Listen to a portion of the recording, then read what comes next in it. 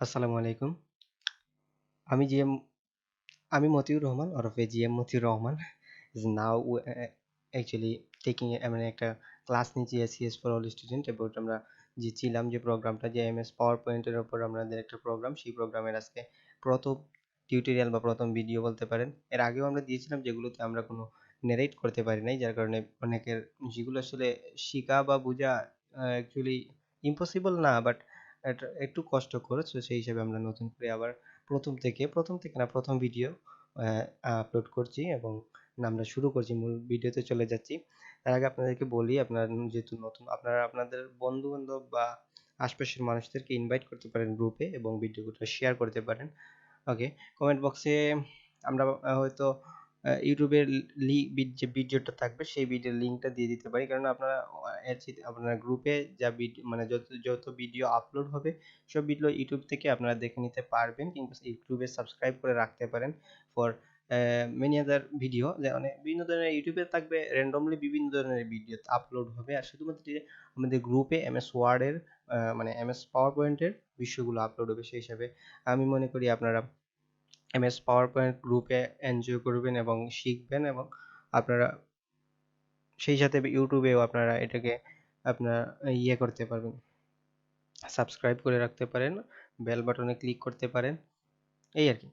তো আমরা শুরু করছি MS পাওয়ার পয়েন্ট নিয়ে আজকের ক্লাস। তো টুডে MS পাওয়ার পয়েন্টটা কি? পাওয়ার পয়েন্ট আমরা বলেছিলাম যে একটা প্রেজেন্টেশন প্রোগ্রাম আছে, যাই আমরা কিভাবে একটা ওপেন করতে হয়। আমরা এদিকে স্টার্ট বাটন দিয়ে ওপেন করা যায়, আমরা এদিকে আপনাদেরকে নিতে চাচ্ছি না। আমরা একটা শর্টকাট টেকনিক শিখিয়ে দিচ্ছি, যাতে যে কোনো প্রোগ্রাম আপনারা ডেস্কটপে বা যে কোনো জায়গায় খুব সহজে ক্রিয়েট করে নিতে পারবেন। যখন আপনারা মাউসের রাইট বাটনে ক্লিক করবেন, ঠিক আছে, আপনারা মাউসের রাইট বাটনে ক্লিক করবেন, তখন দেখবেন একটা মেনুর সামনে নিউ নিউ অপশন থেকে আপনারা নিউ ফোল্ডার ক্রিয়েট করতে পারবেন, যে কোনো কিছু নিউ ভাবে একটা সিম্পল আপনারা ওপেন করতে পারবেন বা ক্রিয়েট করতে পারবেন। তো আমরা যেহেতু মাইক্রোসফট পাওয়ার পয়েন্ট নিয়ে কাজ করছি, সেই হিসাবে Microsoft office power point presentation প্রোগ্রামটি ওপেন করছি, আপনারাও চাইলে ওপেন করতে পারেন টিউটোরিয়ালটির মাধ্যমে।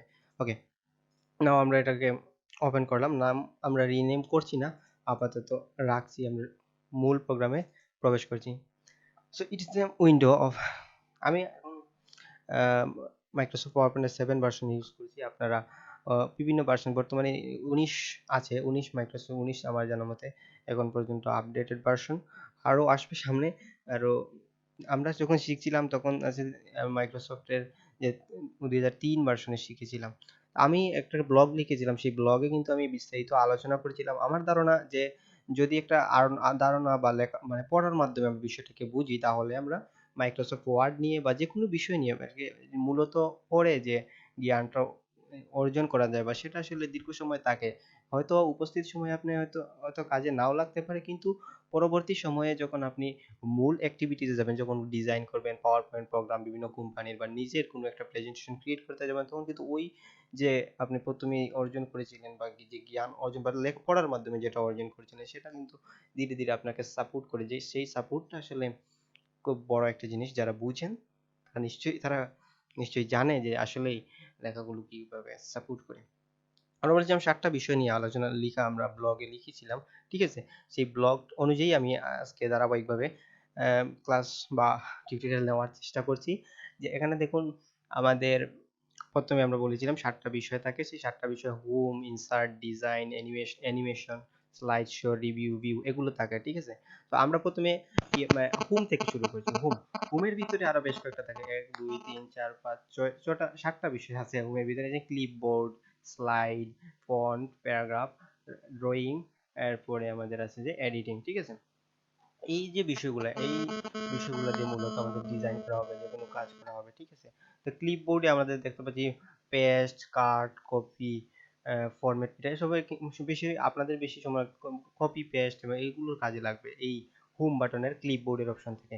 স্লাইডের অপশনে কি থাকে? স্লাইডের অপশনে আপনাদেরকে একটু বড় করে দেখাই, যে আমরা 200% ঠিক আছে।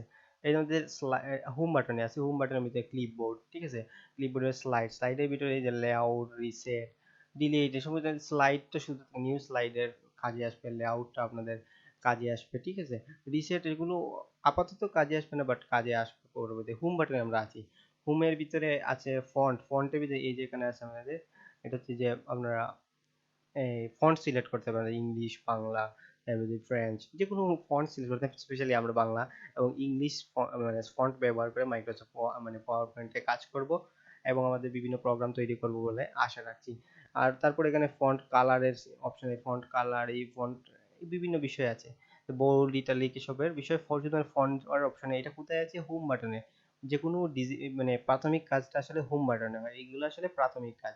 প্রাথমিকভাবে আমাদেরকে ডাটা বা একটা মানে প্রগ্রেস নিয়ে, একটা প্রেজেন্টেশন নিয়ে তৈরি করতে হয়, মূল কাঠামোটা তৈরি করতে হয় হোম বাটনের যে বিষয়গুলো আছে সেগুলো দিয়ে। তারপরে আমাদের হচ্ছে প্যারাগ্রাফ। প্যারাগ্রাফ আমরা লিখলাম, একটা প্যারাগ্রাফ লিখলাম, একটা অ্যাবাউট আস লিখলাম, অ্যাবাউট আমার সম্পর্কে আমি লিখলাম যে আমি কে, কি, এই বিষয়গুলোকে এডিটিং বা এই যে জাস্টিফাই করা যায়, এটা সেন্টার করা যায়, রাইটের বিভিন্ন বিষয় আমরা পরবর্তীতে বিস্তারিত জানবো। এগুলো হচ্ছে প্যারাগ্রাফের অপশনে।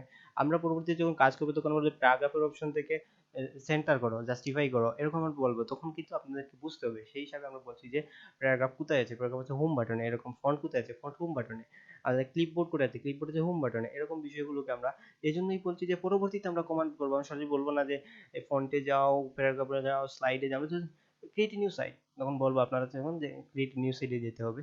এটা এছাড়া যেন আপনারা আরে শর্টকাট পয়েন্ট আছে, পরবর্তীতে আমরা বিস্তারিত বলবো, ঠিক আছে।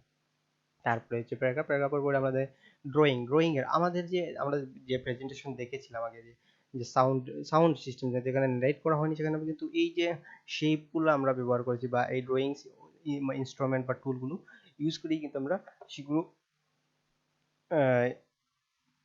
কি করেছিলাম, ক্রিয়েট করেছিলাম। সো সো পরবর্তীতে আমরা যে এডিটিং, এডিটিং হচ্ছে ফাইন্ড, রিপ্লেস, এগুলো আসলে আপাতত না বুঝলেই চলবে, বাট এগুলো অত্যন্ত গুরুত্বপূর্ণ। এটা সাধারণত কাজে আসে, বড় বড় প্রোগ্রাম নিয়ে যখন কাজ করবেন তখন এগুলো আসলে কাজে আসবে, কখনো হয়তো নাও আসতে পারে, ঠিক আছে।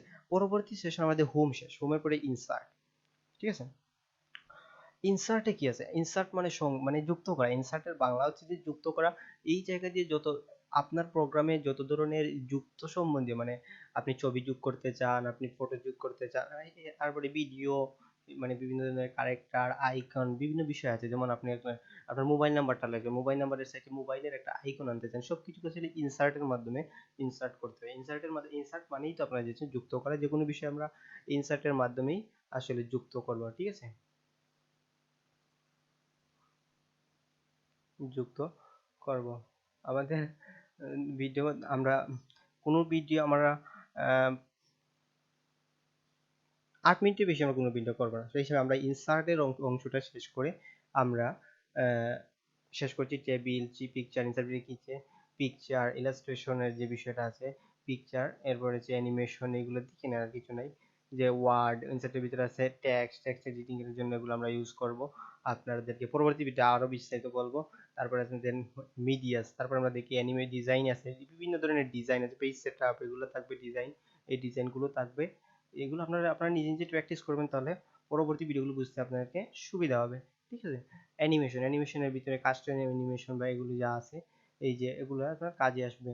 ট্রান্সলেশন, ঠিক আছে। তারপরে স্লাইড শো আমরা পরবর্তী বলবো। রিভিউ এবং ভিউ আমাদেরকে আপাতত কোনো দরকার পড়বে না, বাট পরবর্তীতে আপনাদের যখন কমপ্লিটলি যখন একটা ওয়ার টাস্কে যাবেন তখন কিন্তু রিভিউ এবং অ্যানিমেশনটা আপনাদের কাজে আসবে, ঠিক আছে। তো আজকের মতো এখানেই, আমরা আর দীর্ঘায়িত করছি না, অতি বেশি দীর্ঘায়িত মানে ফুটেজগুলো আসলে মানুষজন অত মানে অ্যাকসেপ্ট করে না, সেই হিসাবে আমি আজকের মতো এখানেই রাখছি। আর শেয়ার করো, কমেন্ট করো, এবং যদি আমার কথার মাঝে কোনো গন্ডগোল হয় তাহলে সেই কথাগুলো, যে এই যে জিনিসটা আমি একটু স্পিডে কথা বলছি, সেই হিসাবে বলবেন। যদি না বুঝেন তাহলে আমরা একটু স্পিড কমিয়ে আর একটু প্রফেশনাল ভাবে কাজ করার চেষ্টা করবো। ওকে, থ্যাংক ইউ, ভালো থাকবেন সবাই, এবং শেয়ার করুন, লাইক করুন, কমেন্ট করুন, সাথে থাকুন।